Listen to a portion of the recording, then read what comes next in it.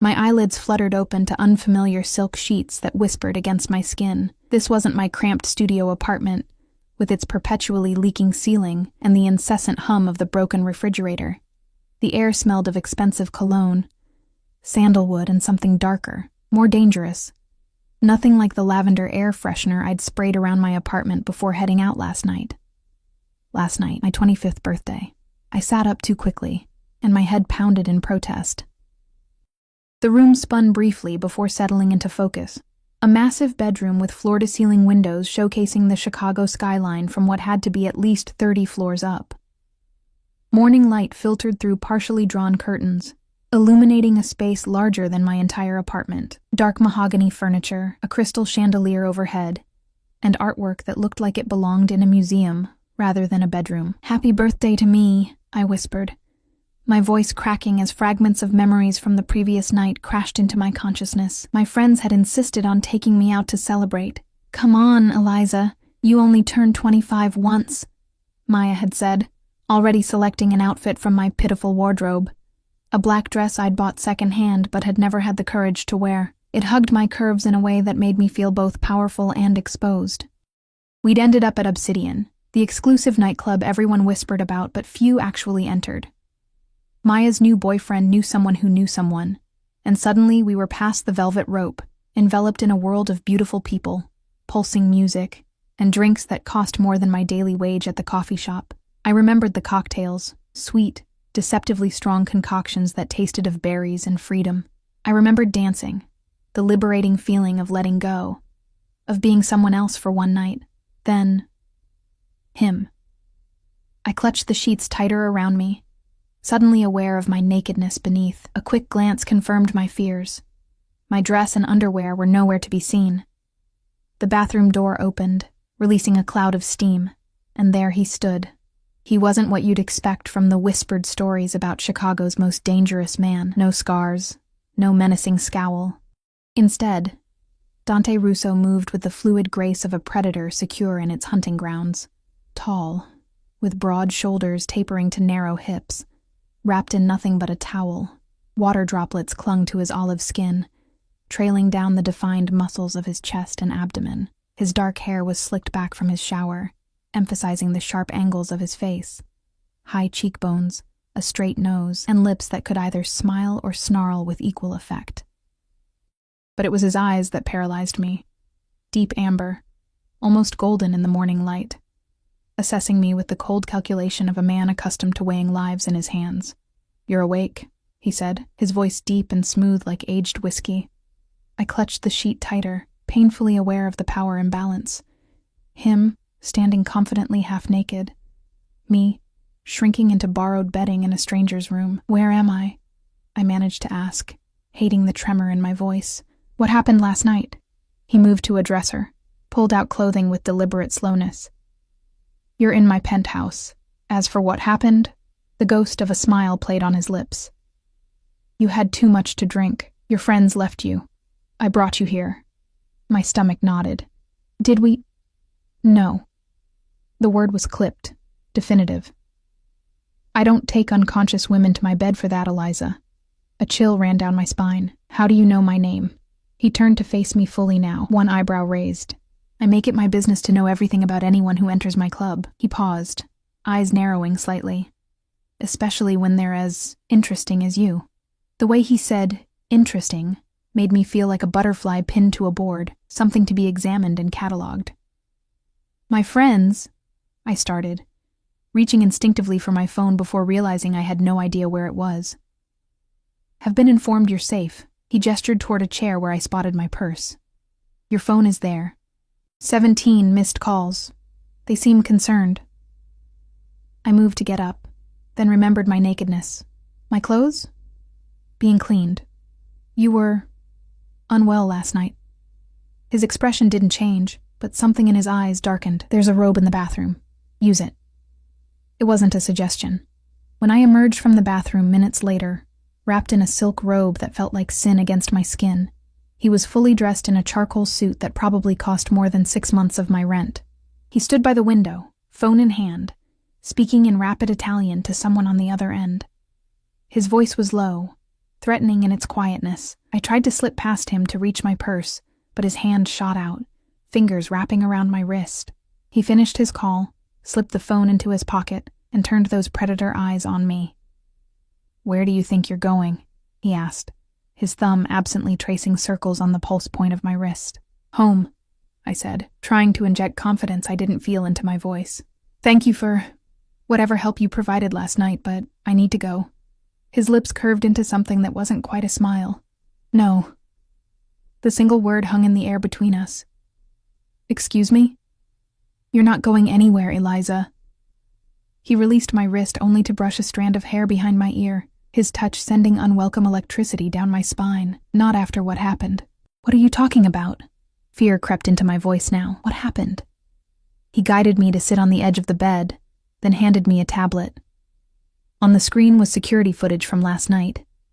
Me, clearly intoxicated, being approached by 2 men at the bar.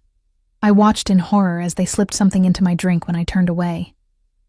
Then the footage cut to another angle, Dante appearing beside me, his face a mask of cold fury as he spoke to the men. The terror on their faces was palpable even through the grainy footage. "They work for the Costello family," he said, taking the tablet back. "My rivals. They recognized you were with Maya Santos, whose brother works for me." His jaw tightened. "You were to be collateral damage in their message to me." The room seemed to shrink around me. "So what, you rescued me?" I forced out a laugh that sounded hollow even to my own ears. "My knight in blood-soaked armor?" His expression darkened. "This isn't a joke, Eliza. They know who you are now. They'll try again." I stood, anger temporarily overriding fear. "This has nothing to do with me. I don't even know you. I was just out celebrating my birthday, and now you're telling me I'm caught in some mafia war?" "Sit down." His voice was soft, but carried such authority that I found myself obeying before I could think. "You have 2 choices. You can walk out that door, go back to your apartment on Westfield Avenue, to your job at Lakeside Coffee, to your evening classes at the community college. And within 24 hours, you'll either be dead or wishing you were." My blood ran cold. How did he know so much about me? "Or," he continued, sitting beside me, close enough that I could feel the heat radiating from his body, "you stay here under my protection until I've dealt with the Costellos." "And how long will that take?" I whispered. His fingers found my chin, tilting my face up to meet his gaze. "As long as necessary." I pulled away, standing again, pacing the room. "This is insane. I can't just disappear from my life. I have a job, classes, rent due next week. All taken care of." His casual tone made it clear how easy it was for him to rearrange my entire existence. "Your employer has been informed you've had a family emergency. Your professors will receive the same message. Your rent is paid for the next 3 months." "You can't do this," I said, but even to my own ears it sounded weak, defeated. He rose in one fluid movement, closing the distance between us. His hands came to rest on my shoulders, warm and heavy. "It's already done, Eliza." Then his phone rang, breaking the tension. He checked the screen, his expression hardening. "I have business to attend to. Breakfast is ready in the dining room. Marco will show you." He moved toward the door, then paused. "Don't try to leave. My men have instructions." And just like that, I was alone in the luxurious prison of Dante Russo's penthouse. I moved to the window, pressing my palm against the cool glass, gazing down at a city that suddenly felt alien. Somewhere down there was my simple life, now seemingly as distant as another planet. A knock at the door startled me. A tall man with a scar running down one cheek stood there, his face expressionless. "Mr. Russo asked me to escort you to breakfast, miss." As I followed Marco down a hallway lined with artwork worth more than everything I'd ever owned, the reality of my situation crashed down on me. Yesterday, I'd been Eliza Parker, 24, barista by day, student by night, invisible to the world. Today, I was 25, caught in the web of Chicago's most feared man. Visible in all the wrong ways. The worst part wasn't the fear or the confusion, or even the loss of control. It was the tiny, traitorous part of me that remembered how it felt when Dante touched me. The inexplicable safety I felt, despite knowing exactly how dangerous he was. "From now on, you stay," he'd said. And as I entered the dining room to find a breakfast spread fit for royalty and a view of the city that stole my breath, I wondered if I'd ever want to leave. The dining room, like everything else in Dante's penthouse, exuded wealth and power. A table that could seat 12 held only a single place setting at the head, with another set adjacent to it. The message was clear. I was to sit at his right hand. Marco pulled out my chair with unexpected gentleness. "Mr. Russo will join you shortly. Please, eat." I stared at the spread before me, fresh fruits arranged like jewels, pastries still steaming, 3 different types of juice in crystal decanters. My usual breakfast was coffee, and whatever pastry hadn't sold the previous day at the cafe. "How long have you worked for him?" I asked Marco, desperate for any information about the man who had effectively kidnapped me. Marco's face remained impassive. 10 years, miss." "And is he always like this? Taking strange women home and keeping them prisoner?" Something flickered in Marco's eyes. Amusement, perhaps, or surprise. "Mr. Russo has never brought anyone to the penthouse before. You're the first." He left before I could ask anything else, leaving me alone with that unsettling information. Why me? What made me different? I was nobody. A scholarship girl from the wrong side of town, working 2 jobs to pay for community college. There was nothing special about me. I picked at a croissant, too anxious to feel hunger. Through floor-to-ceiling windows, Chicago sprawled before me, the morning sun glinting off glass skyscrapers. Somewhere down there, Maya was probably frantic, despite whatever message Dante had sent her. I thought of my tiny apartment, my textbooks spread across my second-hand desk, my elderly neighbor Mrs. Wilson, who I helped with groceries every Sunday. My life wasn't much, but it was mine. The sound of voices in the hallway made me straighten. Dante entered, still on the phone, his expression dark. Behind him followed a woman who made me feel instantly self-conscious in my borrowed robe. She was stunning. Tall, model-thin, with sleek black hair and cheekbones that could cut glass. Her red-bottomed heels clicked against the marble floor as she approached. "Adriana Vega," she introduced herself, extending a manicured hand. "Mr. Russo's attorney." I shook her hand awkwardly, painfully aware of my unbrushed hair and makeup-free face. "Eliza Parker." "Yes, I know." Her smile didn't reach her eyes. "I've spent the morning arranging your sabbatical." Dante ended his call and joined us at the table. "Everything is arranged?" he asked Adriana. "Yes. Ms. Parker's employer believes she's taking family leave for a sick relative out of state. Her professors have been informed similarly. Her apartment will remain as is, with security monitoring." She slid a folder across the table.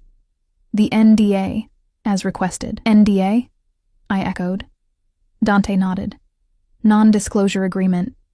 Everything you see, hear, or experience while under my protection remains confidential."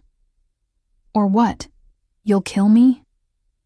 I meant it as sarcasm, but the silence that followed was answer enough.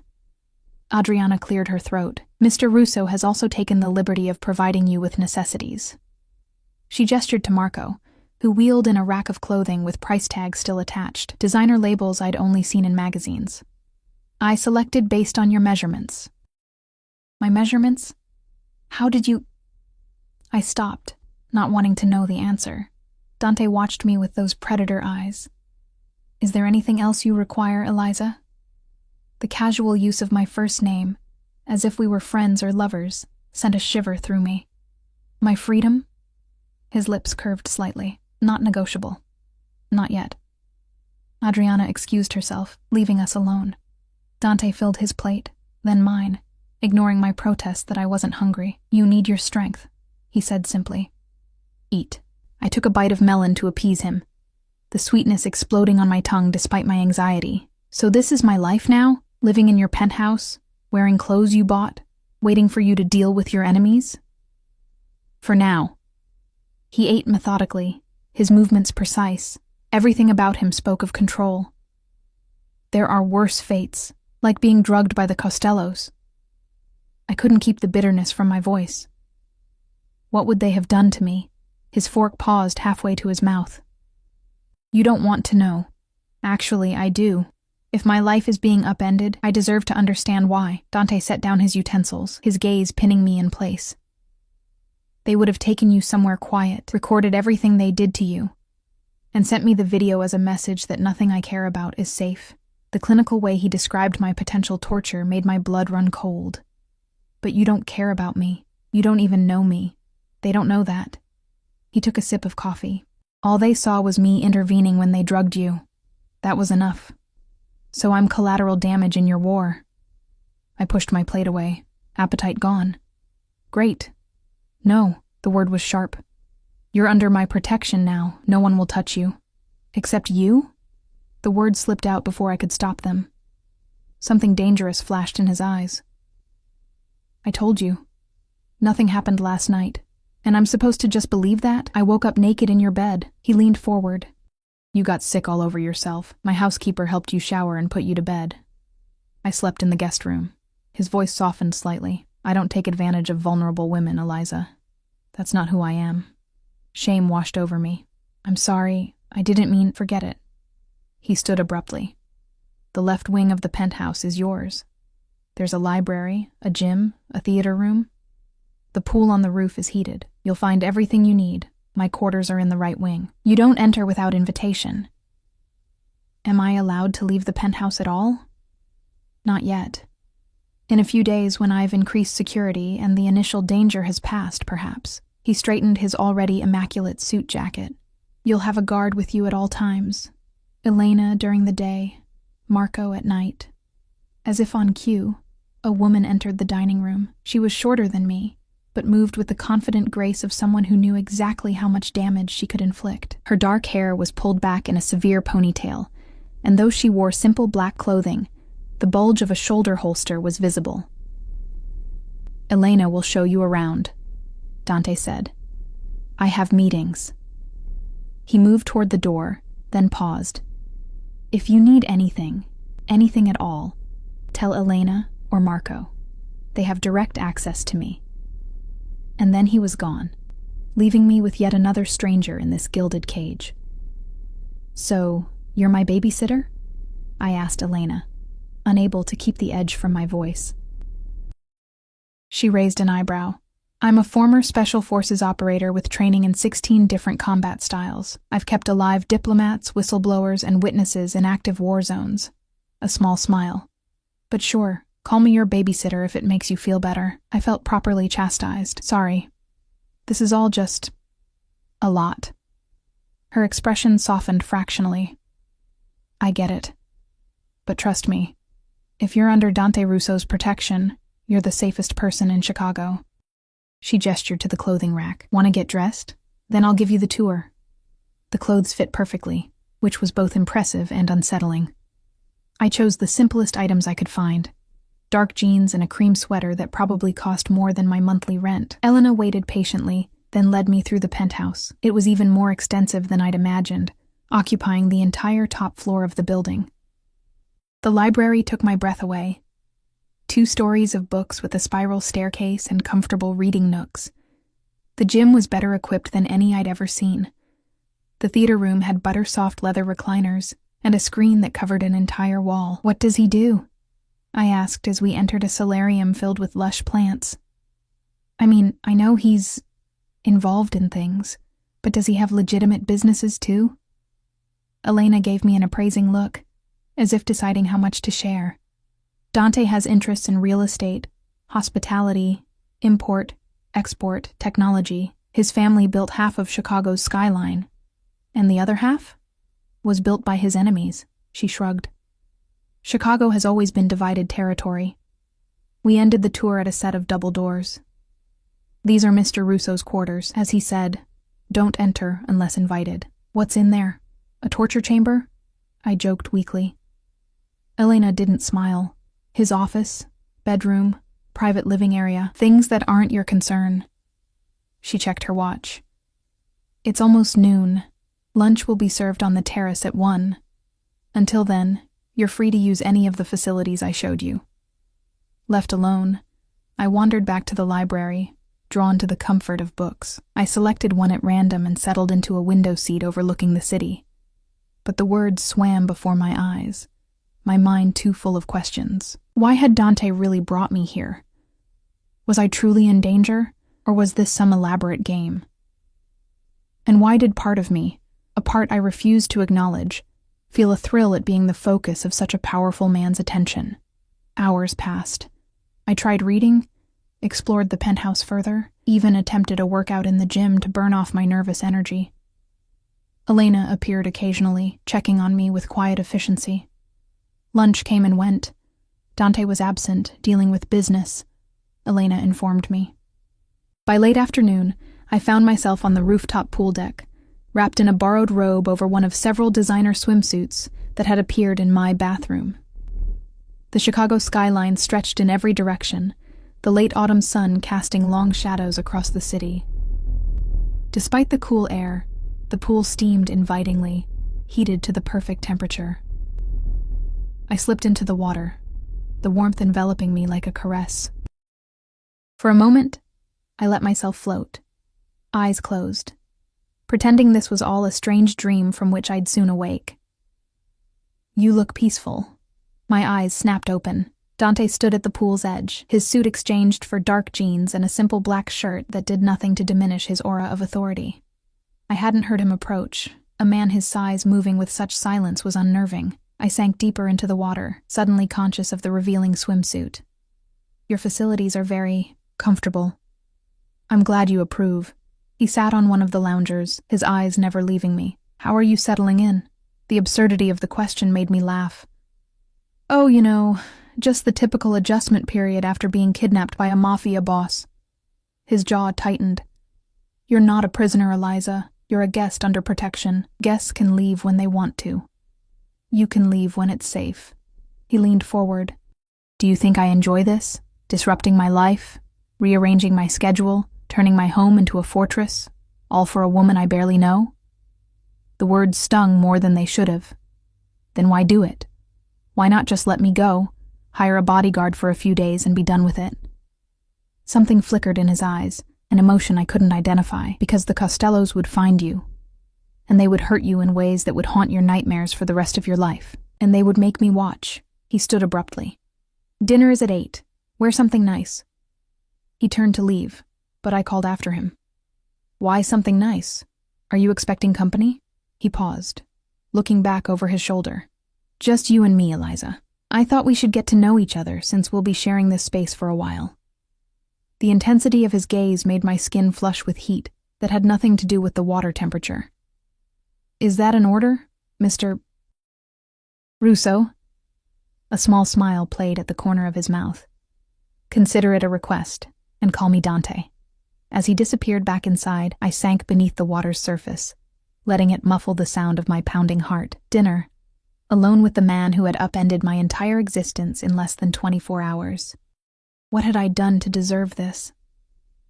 And more troublingly, why was I looking forward to it? The dress Elena laid out for me was midnight blue, simple yet elegant, a sheath of silk that fell just below my knees with a neckline that hinted rather than revealed. It wasn't my usual style, but looking in the mirror, I barely recognized myself.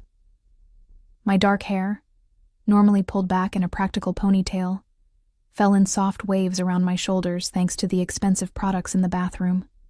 The minimal makeup I'd applied enhanced rather than masked my features.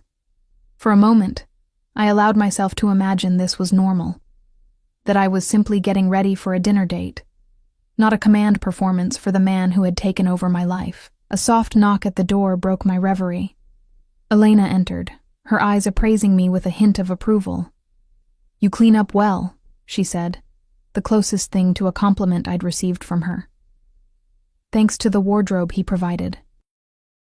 I couldn't keep the edge from my voice. "Does he do this often? Dress women up like dolls?" Elena's expression hardened slightly. "Mr. Russo doesn't bring women here. Ever. So Marco said, why am I different?" She shrugged. "That's between you and him." She checked her watch.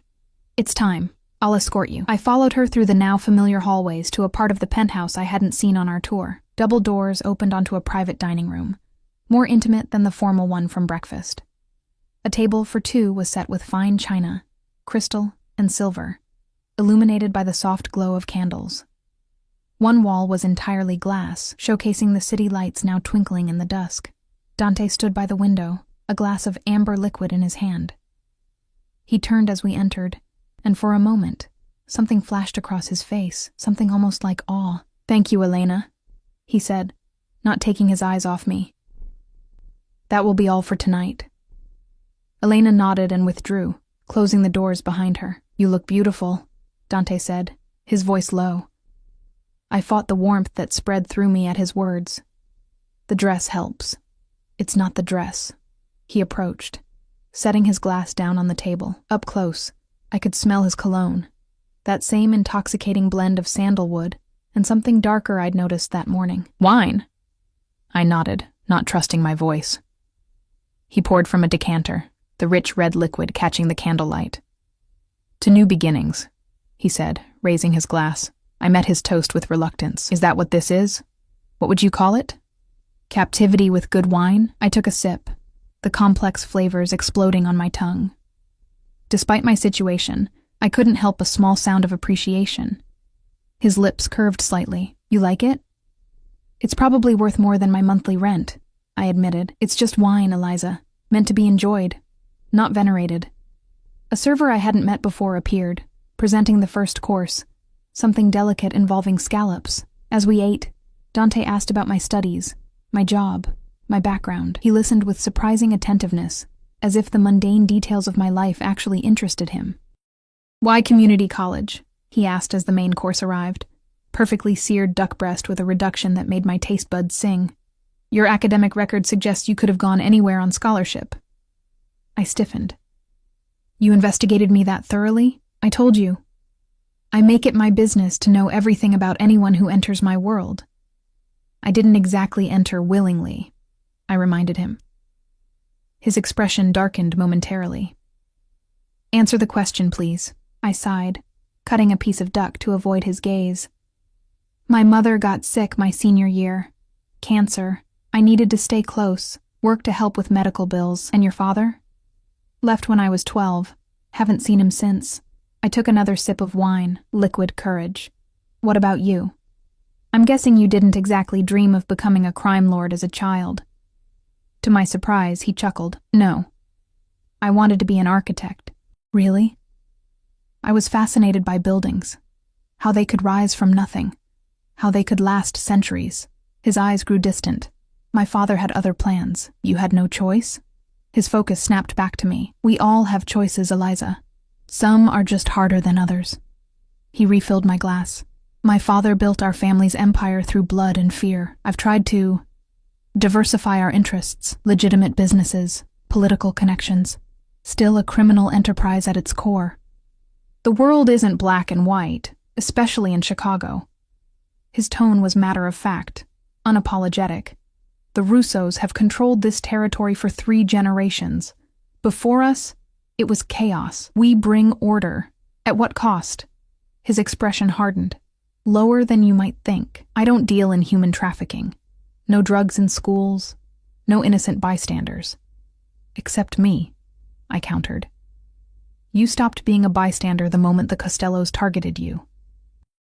His hand covered mine on the table, warm and unexpectedly gentle. "I'm sorry for that." The sincerity in his voice caught me off guard. I pulled my hand away, unsettled by how much I'd wanted to leave it there. "Tell me about the Costellos. Why are they after you?" He considered me for a moment before answering. "Vincent Costello believes I killed his son." "Did you?" "No, Anthony Costello overdosed in one of his own clubs. Vincent couldn't accept that his son was an addict, so he invented a conspiracy." Dante's jaw tightened. "He's been trying to undermine my operations for months, taking out my people, sabotaging shipments. Now, apparently, targeting civilians connected to my associates." "Maya's brother? You said he works for you?" "Carlos Santos runs security at several of my clubs, a loyal employee." His eyes locked with mine. "The Costellos would have used you to send him a message, which would have been a message to me. No one in my organization is safe, not even in their personal lives." The server returned to clear our plates, the interruption giving me a moment to absorb this information. When we were alone again, Dante stood, extending his hand to me. "Come with me." There's something I want to show you. Curiosity overrode caution. I placed my hand in his, allowing him to lead me from the dining room through a part of the penthouse I hadn't seen before. We entered what appeared to be a private study. Walls lined with books, a massive desk of polished wood, leather chairs arranged around a fireplace where flames danced merrily. "This is my sanctuary," he said, releasing my hand. "No one enters without my explicit permission." "Why show me?" He moved to a cabinet, unlocking it with a key from his pocket. "Because I want you to understand." He withdrew a leather-bound portfolio and brought it to where I stood. Inside were drawings, architectural sketches of breathtaking detail and beauty, buildings that soared toward the sky, bridges that arced gracefully across imaginary rivers, homes that seemed to grow from the landscape rather than impose upon it. "You drew these?" I couldn't keep the awe from my voice. He nodded, something almost vulnerable flickering in his eyes. "In another life. They're beautiful." I traced one sketch with my finger, careful not to smudge the lines. "You could have been remarkable." "I am remarkable," he said without arrogance, simply stating fact, just not in the way I once imagined. I looked up at him, truly seeing him for the first time. Not as the mafia boss who had disrupted my life, but as a man with dreams deferred, with paths not taken. For a moment, the mask slipped, and I glimpsed someone else beneath the controlled exterior. "Why are you showing me this?" I asked softly. He took the portfolio from my hands, returning it to its cabinet. "Because I want you to know that I understand what it means to have your choices taken away." He turned back to me. "I don't enjoy keeping you here against your will, Eliza, but I would enjoy your death even less." Something in his voice, a rawness, an honesty, made my heart race. He moved closer, close enough that I could feel the heat radiating from his body. "There's something about you," he said, his voice dropping to a near whisper. "Something that's been haunting me since I saw you in the club." "What?" The word was barely audible. His hand came up to cup my cheek, thumb brushing across my lower lip. "Innocence, strength, beauty without artifice." His eyes darkened. "Do you know how rare that is in my world?" I should have pulled away, should have reminded him that I was here under duress, that whatever attraction flickered between us was tainted by the circumstances. Instead, I leaned into his touch, my body betraying my mind's objections. "Dante," I breathed, not sure if I was asking him to stop or to continue. The decision was made for us when a sharp knock sounded at the door. Dante stepped back, his expression closing like a shutter. "Enter," he called, his voice perfectly controlled once more. Marco appeared, his face grim. "Sir, there's a situation that requires your immediate attention." Dante's posture changed instantly, tension radiating from every line of his body. "What happened?" "The Costellos. They hit the warehouse on Fulton." A muscle ticked in Dante's jaw. "Casualties?" "2 of our men, critically injured. The shipment is gone." "Get the car ready. Call Adriana and tell her to meet us there." Dante turned to me, his eyes now cold and distant. "I have to go. Elena will escort you back to your quarters." As if summoned, Elena appeared at the door behind Marco. Dante moved to leave, then paused, returning to where I stood frozen. "Lock your door tonight," he said quietly. "Don't open it for anyone but me or Elena." "Is it that serious?" I whispered. His expression was grim. "Vincent Costello has escalated this beyond what I anticipated. Until I understand his endgame, I need to know you're safe." He hesitated, then pressed a swift, hard kiss to my forehead. "Stay safe, little bird." The tenderness of the gesture, the unexpected nickname, left me speechless as he strode from the room, Marco at his heels. Elena waited by the door, her face expressionless. "Come," she said. "I'll take you to your room." I followed in a daze, my mind whirling with conflicting emotions. Fear at the obvious danger, confusion at Dante's momentary vulnerability, and something else, something I was afraid to name. Back in my suite, Elena checked every room, every closet, even under the bed. She drew the curtains closed and handed me a small device. "Panic button," she explained. "Press it if anything happens, anything at all." What could happen? I asked, unable to keep the tremor from my voice. Her expression softened slightly. Probably nothing, but Mr. Russo doesn't take chances, especially with... She stopped abruptly. With what? She shook her head. Get some rest. I'll be right outside your door all night. After she left, I changed out of the beautiful dress, hanging it carefully in the closet. In silk pajamas that felt like water against my skin, I sat on the edge of the massive bed, staring at the panic button in my hand. 24 hours ago, I had been celebrating my birthday, blissfully unaware of Dante Russo's existence. Now I was in his home, under his protection, and despite every rational thought screaming against it, I couldn't stop thinking about how his hand had felt against my cheek, how his eyes had darkened when he looked at me. A message alert from the tablet on the nightstand startled me. I picked it up to find a text from a number simply labeled D. Sleep well. We'll talk in the morning. You're safe. 3 simple sentences that shouldn't have comforted me but somehow did. I typed back before I could think better of it. Be careful. The response came instantly. Always am, little bird. Always am. I set the tablet aside and crawled beneath the luxurious sheets.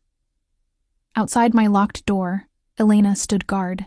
Beyond the penthouse walls, Dante Russo was dealing with the enemies who had inadvertently entangled me in their war, and here I lay, in the eye of a storm I never saw coming, wondering how my life had changed so completely in the span of a day. Tomorrow, I told myself. Tomorrow I would find a way out of this. Tomorrow I would stop this dangerous attraction to a man who lived by his own rules. But as sleep claimed me, it was Dante's face I saw. His touch I remembered. His voice whispering, "Little bird," that followed me into dreams. I woke to the sound of raised voices. Male, angry, somewhere down the hall. Blinking sleep from my eyes, I checked the time on the tablet. 6:38 a.m. Gray morning light filtered through a gap in the curtains, casting the unfamiliar room in shadow. The voices grew louder. I slipped from bed, pulling on the silk robe that matched my pajamas, and moved cautiously to the door. With my ear pressed against it, I could just make out the words. Completely unacceptable. That was Dante, his normally controlled voice tight with fury. We had no warning. An unfamiliar male voice. That's your job, Nico. To anticipate. To have contingencies.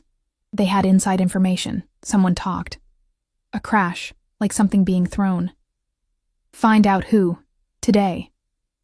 And the girl? She's still a liability. She's not your concern. Dante's voice dropped dangerously. Focus on finding our leak. And Nico? If anything happens to her while I'm gone, don't bother reporting back to me. You won't live long enough. Footsteps approached my door. I scrambled back, nearly tripping over myself in my haste to return to bed. I had just pulled the covers up when a soft knock sounded. Eliza, it's Elena. May I come in? I took a steadying breath. Yes. She entered, looking surprisingly fresh, considering she'd presumably been on guard all night. Good morning. Mr. Russo asked me to inform you he's been called away on urgent business. He'll return this evening. I sat up, drawing the robe tighter around myself. The warehouse situation? Something flickered in her eyes, surprise, perhaps, that I knew about it. Yes. He asked me to apologize for the abrupt departure and to assure you that the penthouse remains completely secure. I nodded, unsure how to respond. Part of me was relieved at Dante's absence. It would give me space to think, to plan. Another part, one I didn't want to acknowledge, was disappointed. Breakfast is ready whenever you are, Elena continued. After Mr. Russo suggested you might enjoy shopping to supplement your wardrobe. Online, of course. Of course. I couldn't keep the bitterness from my voice. God forbid I actually leave this gilded cage. Elena's expression remained neutral.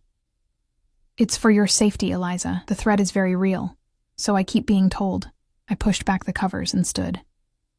I'll be out for breakfast in 20 minutes. After she left, I showered and dressed in another outfit from the collection provided. Black leggings, and an oversized cashmere sweater that felt like being wrapped in a cloud. The mirror reflected someone who looked like me but wasn't quite. Better rested, better dressed, hair shining from expensive products.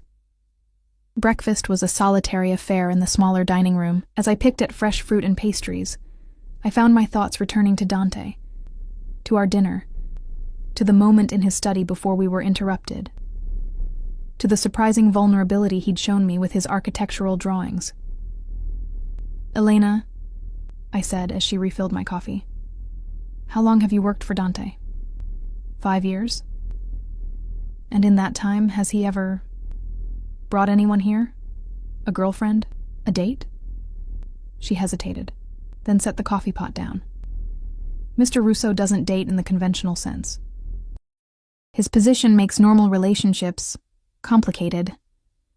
But there have been women. There have been arrangements, mutually beneficial companionship."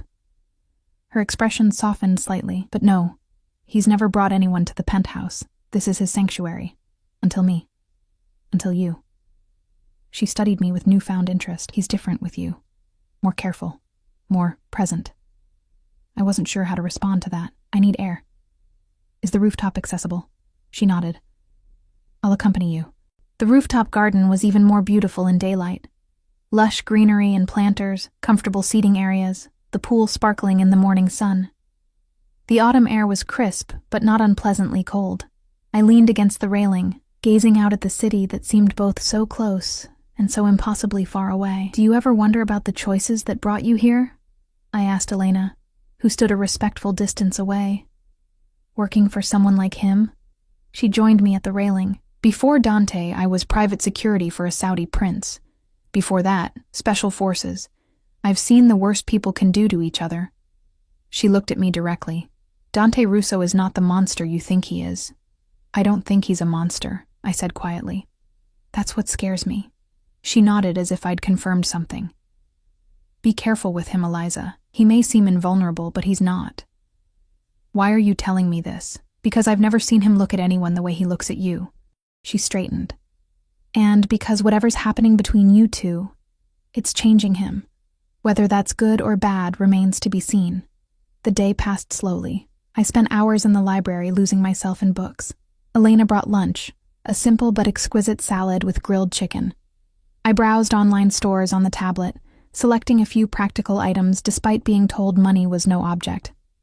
I swam laps in the pool until my muscles ached pleasantly. All the while, my mind worked on the problem of my situation. Could I trust Dante's assessment of the danger? Was I truly a target? Or was this elaborate setup something else entirely? And why did the thought of leaving fill me with such conflicting emotions?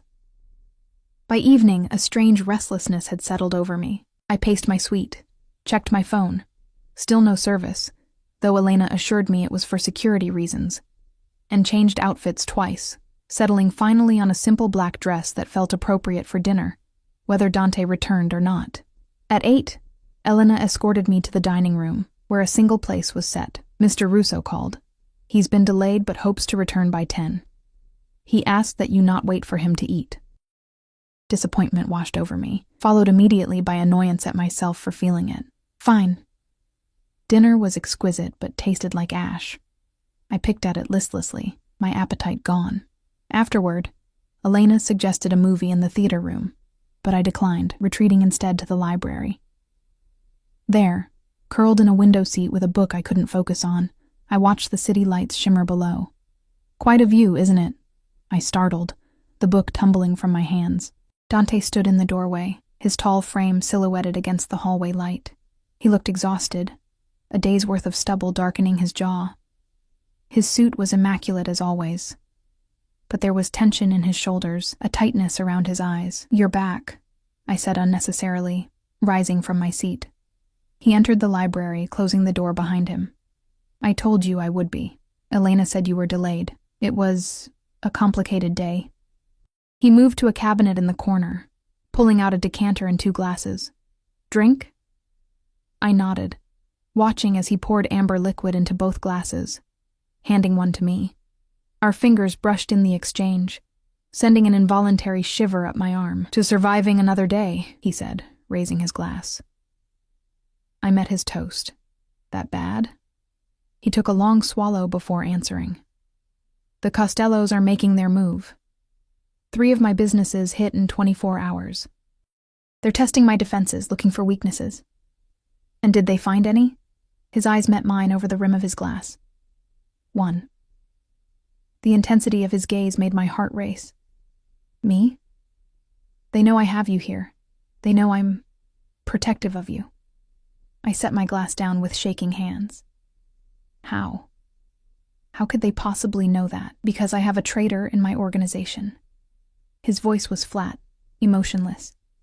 Someone close enough to know about you, to see how I've reacted to your presence here. And how have you reacted? I asked, my voice barely above a whisper. He moved closer, close enough that I could smell the familiar sandalwood cologne mingled with something new. Smoke, perhaps, or gunpowder. Not as I should have. What does that mean? His hand came up to cup my cheek, thumb brushing across my cheekbone. It means I should have kept my distance. Should have assigned you security and put you in a safe house across town. Should have treated you like any other innocent bystander caught in the crossfire. My breath caught in my throat. Why didn't you? Because from the moment I saw you in that club, something in me recognized something in you. His voice dropped lower, intimate. Something I didn't even know I was looking for until I found it. I should have stepped away. Should have reminded him, and myself, that I was here against my will, that whatever attraction sparked between us was built on a foundation of coercion and fear. Instead, I leaned into his touch. Dante. I whispered, his name a question and an answer all at once. He closed the distance between us, his lips finding mine in a kiss that started gentle but quickly blazed into something more urgent, more demanding. His hand slid down to my waist, drawing me against him as mine found their way to his shoulders, feeling the solid strength beneath expensive fabric. For a moment, the world narrowed to just this, his mouth on mine, the heat building between us, the strange sense of rightness despite everything wrong about the situation. Then reality crashed back. I pulled away, breathing hard. This is insane. You're keeping me prisoner, and I'm kissing you like what? He challenged, his eyes dark with desire. Like Stockholm Syndrome is setting in, I said bitterly, putting distance between us. This isn't real, Dante. It can't be.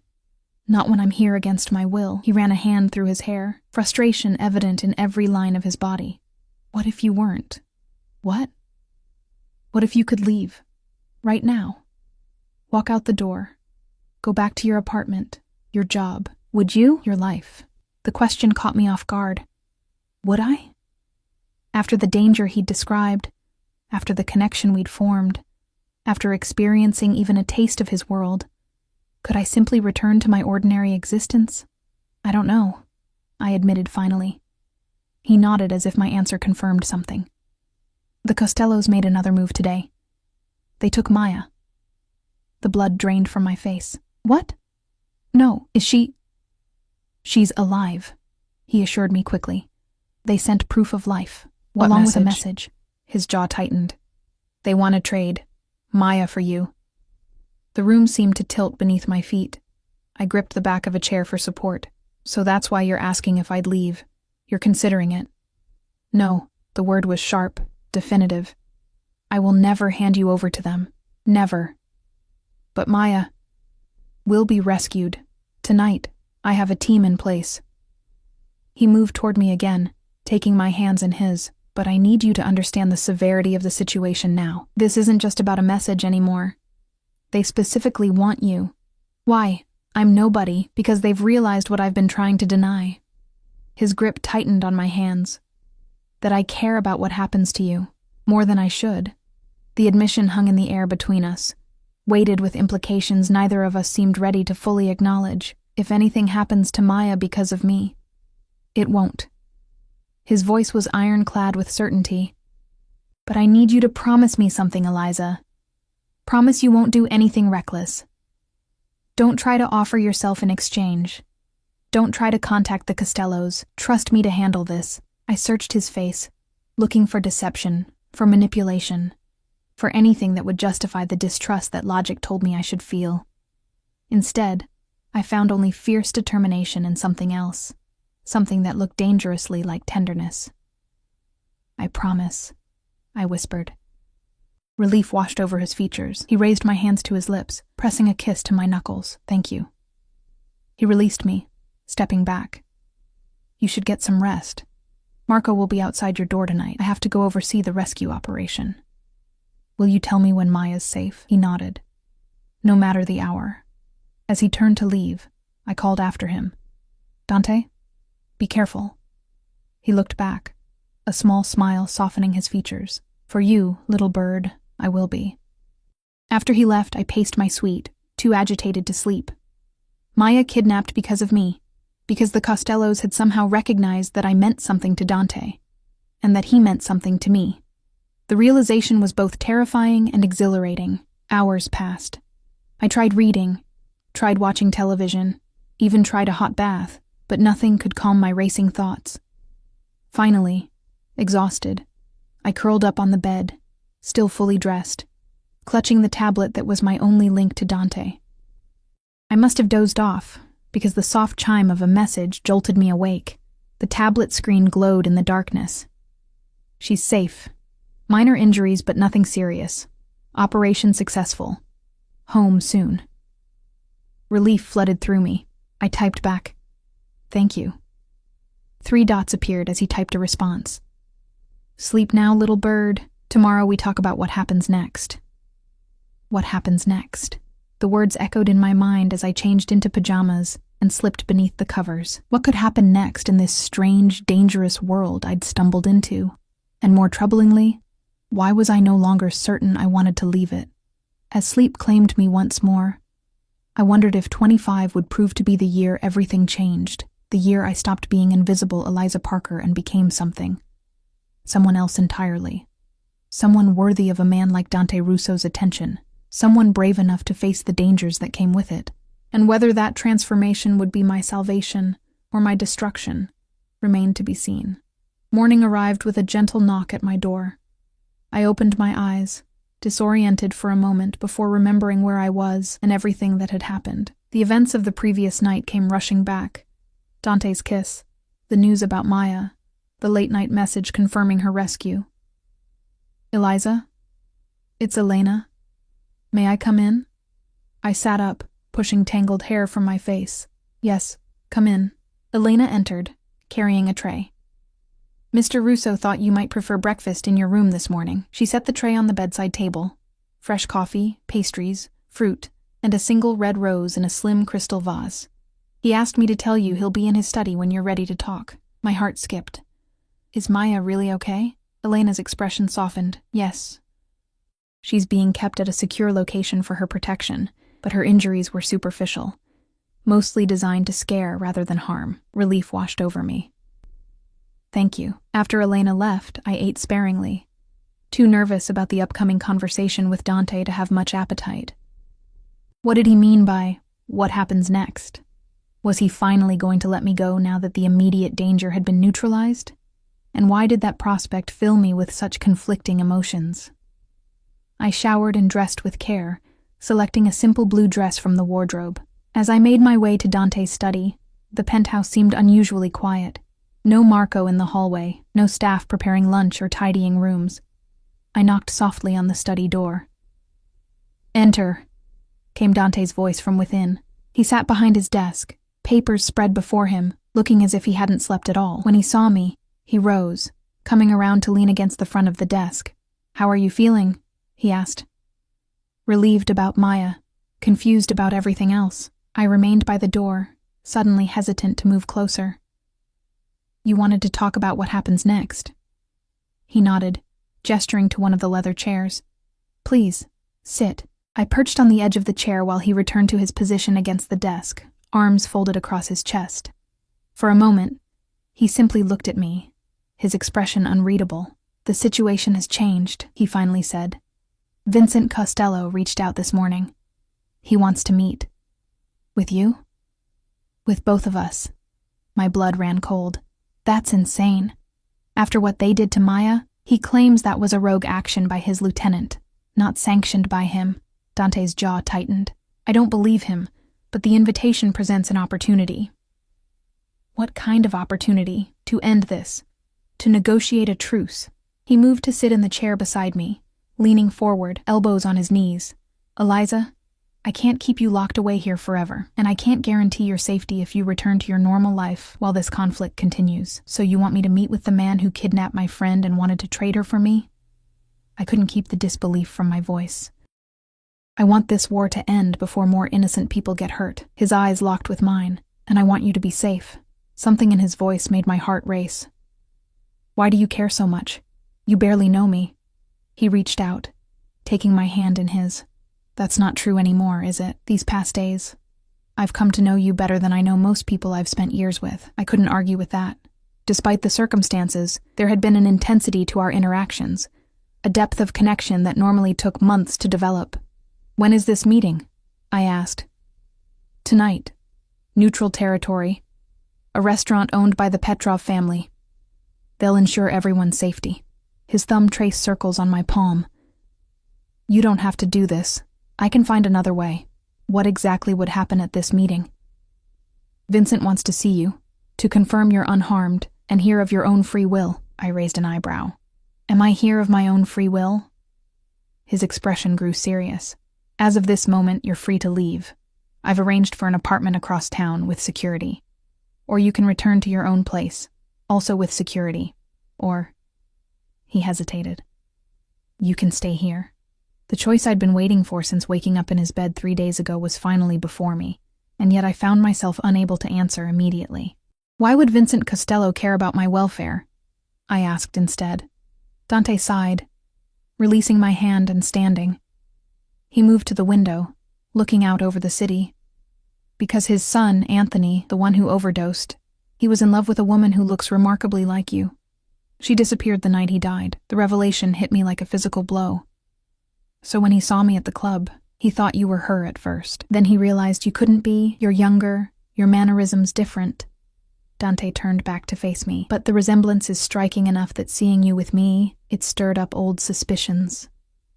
"He thinks you killed his son because of this woman?" "He thinks I killed them both." Dante's expression was grim. "I didn't. Anthony overdosed after discovering his girlfriend had stolen nearly $1 million from the Costello accounts and fled. The timing of her disappearance and his death was coincidental, but Vincent doesn't believe that. No. And seeing you with me, seeing how I've protected you," he ran a hand through his hair, a rare gesture of agitation.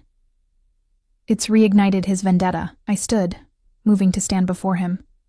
"If I meet with him, look him in the eye, convince him I'm not this woman, it might be enough to make him question his theory. Combined with the evidence I've gathered about Anthony's actual cause of death, it could end this war." His hands came to rest on my shoulders. "But I won't risk you if you're not completely willing." I searched his face, looking for manipulation, for pressure.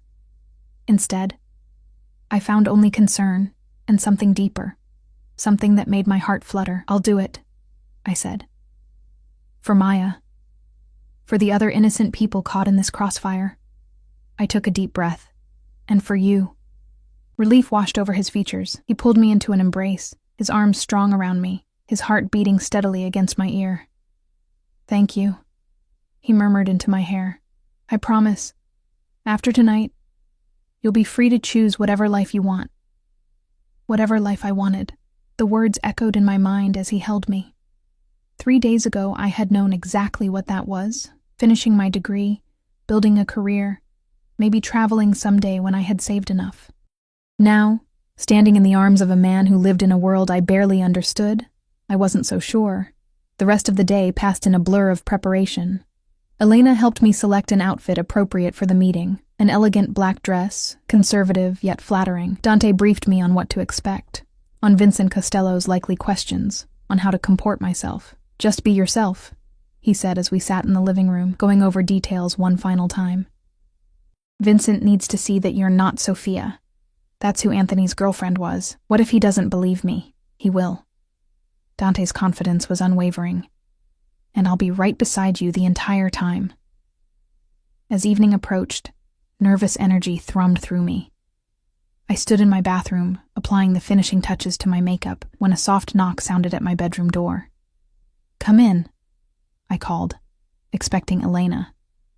Instead, Dante entered, already dressed in an impeccable black suit. He stopped in the doorway to the bathroom, his eyes taking me in from head to toe. "You look beautiful," he said softly. I turned to face him fully. "Will I pass inspection?" Vincent Costello's opinion is irrelevant. He moved closer, reaching out to tuck a strand of hair behind my ear. "But yes, you'll make quite the impression." "Dante?" I hesitated, unsure how to articulate the swirl of emotions inside me. "After tonight, when this is over." He placed a finger against my lips, silencing me. "One step at a time, little bird. Let's get through tonight first." The restaurant was as elegant as I had expected. Old-world luxury with heavy draperies, crystal chandeliers, and staff who moved like ghosts between tables. We were escorted to a private dining room where two men already waited. One, clearly Vincent Costello, was in his 60s, silver-haired and distinguished in a way that belied his criminal enterprises. The other was younger, likely in his 30s, with a hard face and watchful eyes. A bodyguard, undoubtedly. "Dante," Vincent said, rising as we entered. His eyes immediately fixed on me, widening slightly before his expression settled into careful neutrality. "And this must be the young lady I've heard so much about. Eliza Parker," Dante said, his hand at the small of my back both protective and steadying. "Eliza, this is Vincent Costello." Vincent extended his hand to me. After a momentary hesitation, I took it. His grip was firm but not threatening. "A pleasure to meet you, Mr. Costello," I said, my voice steadier than I felt. "Please sit." He gestured to the table set for 4. "We have much to discuss." The next 2 hours were the most surreal of my life. We dined on exquisite food, drank fine wine, and discussed my life history as if it were the most fascinating topic in the world. Vincent asked about my childhood, my education, my parents, my friends. Each question clearly designed to confirm I wasn't Sophia, whoever she had been. Halfway through the meal, I could see the certainty growing in his eyes. I truly wasn't the woman he had suspected. "And how did you come to be in Dante's care?" he asked finally, swirling the wine in his glass. I glanced at Dante, who nodded slightly, encouraging me to speak freely. "I was celebrating my birthday at his club. Your men drugged my drink, Mr. Costello." I met his gaze directly. Dante intervened. "He saved me." Vincent's eyes narrowed, turning to the younger man beside him. "Is this true, Carlo?" The man shifted uncomfortably. "I received information that she was connected to the Santos family, that taking her would send a message." "Information from whom?" Vincent's voice was dangerously quiet. "Alfonso, sir. He said it came from our source inside Russo's organization." A heavy silence fell over the table. Vincent set down his glass with deliberate care. "I see." He turned back to Dante. "It seems we have both been manipulated, old friend." "So it would appear," Dante agreed, his posture relaxing slightly for the first time all evening. "The question is, by whom?" "Indeed." Vincent's gaze returned to me. "Ms. Parker, I owe you an apology. It seems you were drawn into this conflict through no fault of your own. And my friend Maya, the one your men kidnapped?" A flash of genuine regret crossed his face. "Another unfortunate error in judgment. I assure you, those responsible will answer for it." The conversation turned then to business matters. Territories, shipments, profit-sharing agreements. I sat quietly, Dante's hand occasionally squeezing mine under the table in reassurance. Finally, as dessert was served, Vincent raised his glass. "To peace between our families, and to putting this unfortunate misunderstanding behind us." Dante raised his glass as well. "To peace." As we prepared to leave, Vincent pulled me aside for a moment, his voice low. "You must forgive an old man's suspicions, Ms. Parker. My son's death, it leaves a hole that time does not fill." "I understand," I said, though I couldn't imagine the grief of losing a child. "He cares for you," Vincent continued, nodding toward Dante, who was speaking with the restaurant manager near the door. "I haven't seen him look at anyone that way since, well, in a very long time." Before I could respond, Dante returned to my side, his hand possessively at my waist. "Ready to go?" The ride back to the penthouse was quiet, both of us processing the events of the evening. When we arrived, Dante dismissed the security team for the night, a sign of his confidence that the threat had truly passed. In the elevator, he finally broke the silence. "You were magnificent tonight. I just told the truth. Sometimes that's the hardest thing to do." His eyes met mine. "You have a choice to make now, Eliza. What happens next is entirely up to you."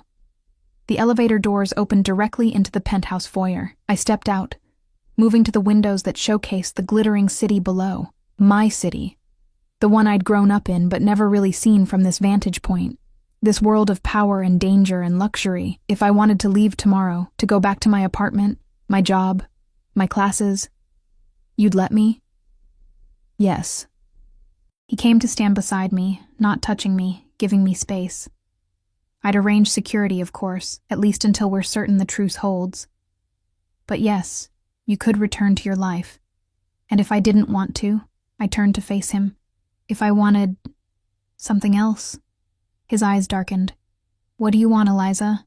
It was the question I'd been asking myself all day. What did I want? The safe, predictable life I'd had before? Or something new? Something that scared and thrilled me in equal measure?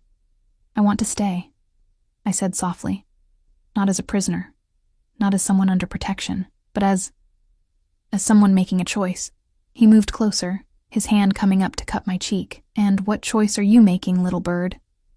"I'm choosing you." The words felt right as they left my lips, as if I'd been waiting to say them since the moment I first saw him. "I know it's fast. I know it's complicated. I know your world is dangerous. But these past days, I've felt more alive, more seen, than I have in my entire life." Joy bloomed in his eyes, transforming his face. "Are you sure? Once you step into my world fully, it's not easy to step back out." "I'm sure." I leaned into his touch. "I want to see where this leads. I want to know you, all of you, not just the mafia boss, but the man who wanted to be an architect. The man who calls me little bird, the man who risked everything to protect a stranger." His other arm circled my waist, drawing me against him. "You were never just a stranger, Eliza. From the moment I saw you in that club, something in me recognized something in you. Like finding a piece of myself I didn't know was missing." His lips found mine, the kiss deeper, more passionate than our first. I wound my arms around his neck, surrendering to the heat building between us. When we finally broke apart, both breathing hard, his forehead rested against mine. "Stay with me tonight," he whispered. "Not because you're in danger, not because you have nowhere else to go, but because you want to." "Yes," I breathed, the single word a promise and a beginning. He lifted me into his arms as if I weighed nothing, carrying me through the penthouse to his quarters, the wing that had been off limits until now. His bedroom was simpler than I'd expected, masculine but not austere, with the same spectacular view of the city. He set me down gently beside the bed, his eyes never leaving mine as he brushed a strand of hair from my face. "We can go as slow as you want, little bird. We have all the time in the world now." "I don't want to wait anymore," I said, finding courage in the desire I saw reflected in his gaze. "I've been waiting my whole life without even knowing it. Waiting to be seen, to be wanted, to be chosen." "I see you, Eliza," he murmured, his hands framing my face. "I want you. I choose you." The rest of the night was a revelation, his hands and mouth mapping my body with the same careful attention he gave to everything important in his life. In his arms, I discovered parts of myself I never knew existed. Passion, hunger, a reckless abandonment that would have shocked the practical barista I'd been just days ago. Afterward, lying in the tangle of his sheets, my head on his chest, I listened to the steady beat of his heart. "What are you thinking?" he asked, his fingers tracing idle patterns on my bare shoulder. That life can change so completely, so quickly. I propped myself up on one elbow to look at him. "A week ago, I didn't even know you existed. Now I can't imagine my life without you in it." He smiled, tucking my hair behind my ear. "On your 25th birthday, you woke up in the mafia boss's bed." And he said, "From now on, you stay." I finished, smiling back at him. Was it really so terrible, being kept here? I pretended to consider. The food was good, the clothes were nice, the company, I trailed a finger down his chest. Well, the jury's still out on that.